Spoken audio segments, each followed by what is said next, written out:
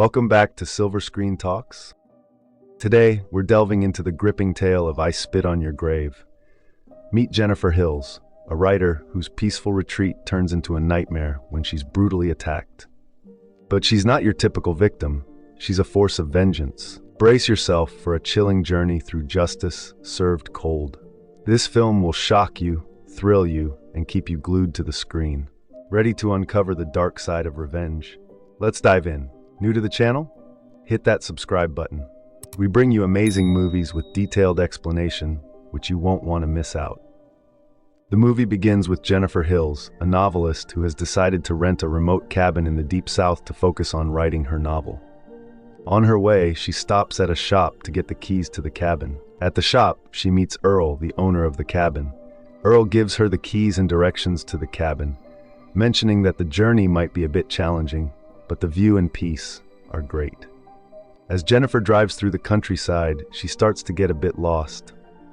She stops at a gas station to refill her vehicle and encounters 3 workers hanging around: Andy, Stanley, and Johnny. Johnny tries to hit on Jennifer, but fails. Jennifer tells him she's on her way to the cabin and asks for directions. Noticing how attractive she is, Johnny attempts to make a move on her, but ends up spilling a bucket of fluid, making Andy and Stanley laugh at him.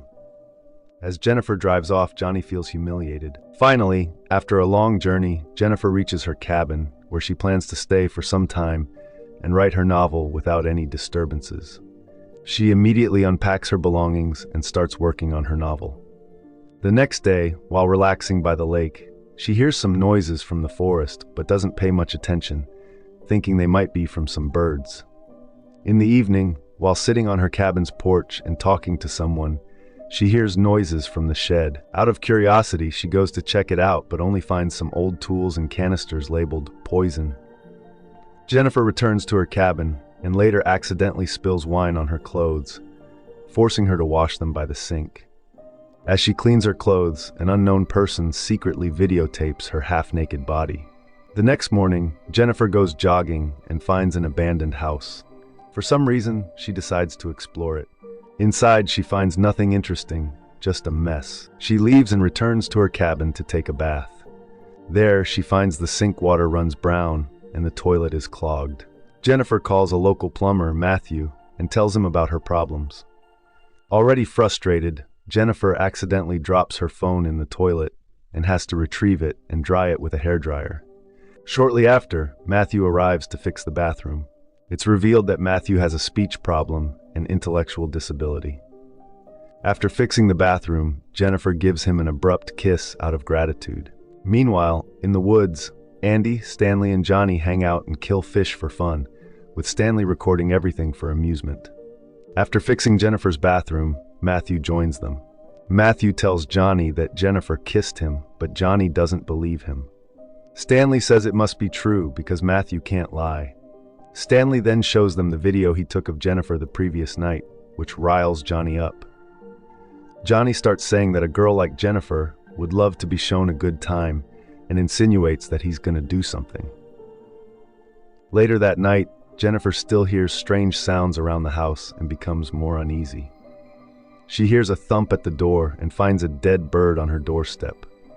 Jennifer looks around the cabin to see if anyone is there, but finds no one. When she returns, she is shocked to see a selfie of Johnny and his friends on her laptop. As she begins to freak out, Johnny and his friends enter the room. Andy starts taunting her, while Stanley begins recording everything with a handy cam. Johnny forces Matthew into the room as well, even though Matthew doesn't want to be part of it. Jennifer gets scared and tells them that her boyfriend will be arriving soon, but none of them care. They begin harassing her, mocking her writing, and throwing lit matches at her. Johnny forces Jennifer to drink alcohol, and eventually, out of fear, she complies. Matthew, meanwhile, cowers in the corner because he's not brave enough to stand up for her. The situation becomes even more disturbing when Johnny tells Jennifer to show her teeth. At first, she's confused, but eventually does as Johnny says because he threatens her with a baseball bat. Johnny then pulls out a gun and shoves it into Jennifer's mouth. As the boys laugh about it, Andy walks up to Jennifer, but she seizes the moment to hit him in the leg with a bottle and pepper sprays Stanley, then runs outside.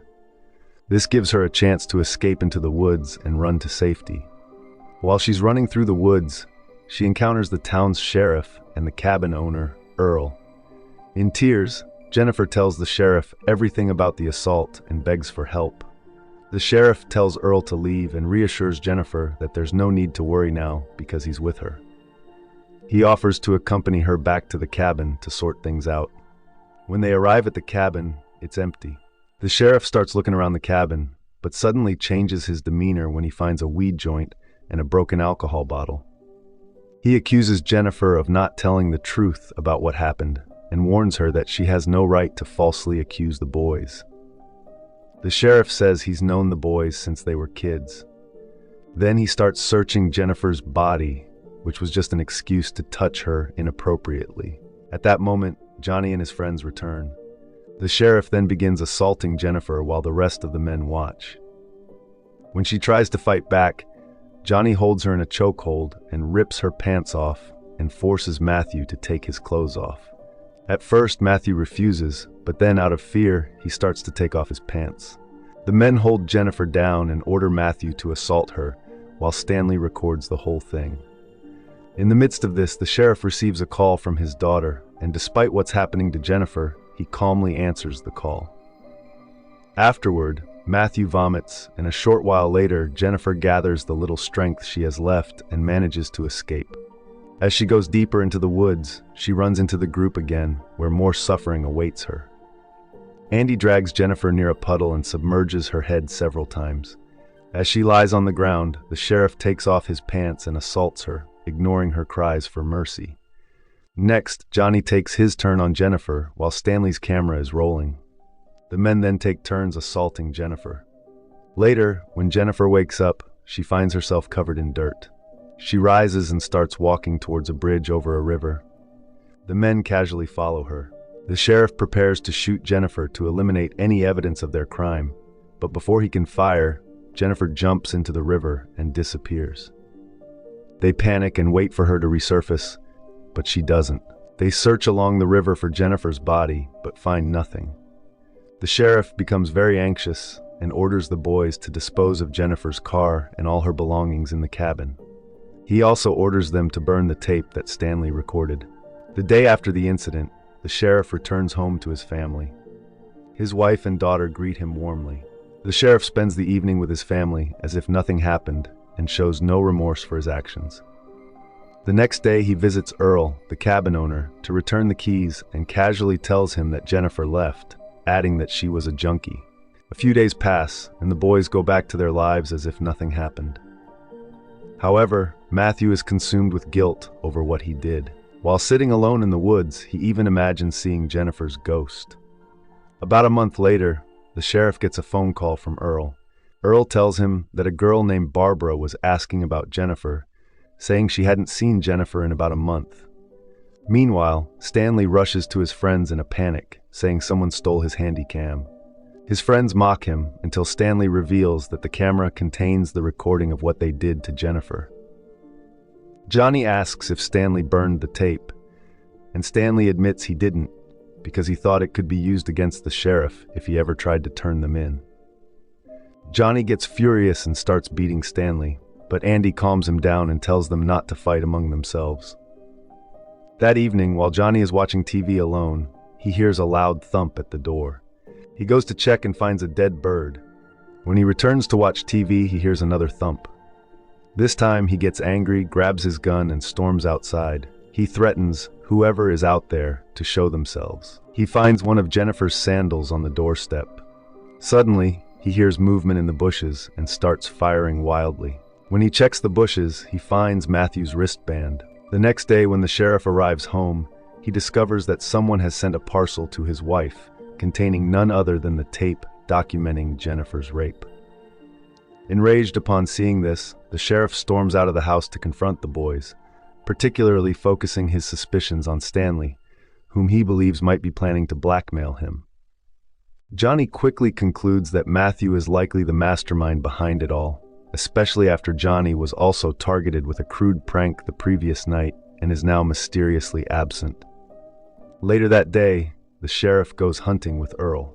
As Earl sits down to rest, the sheriff shoots the poor old man without warning, seeing him as a loose end to the crime because Earl had witnessed the sheriff bringing Jennifer back to the cabin with him. Meanwhile, Matthew, grappling with guilt, wakes up alone in an abandoned cabin and unexpectedly finds Jennifer sitting on a couch. Relieved to see Jennifer alive, he approaches her tearfully, apologizing profusely, but Jennifer is unmoved.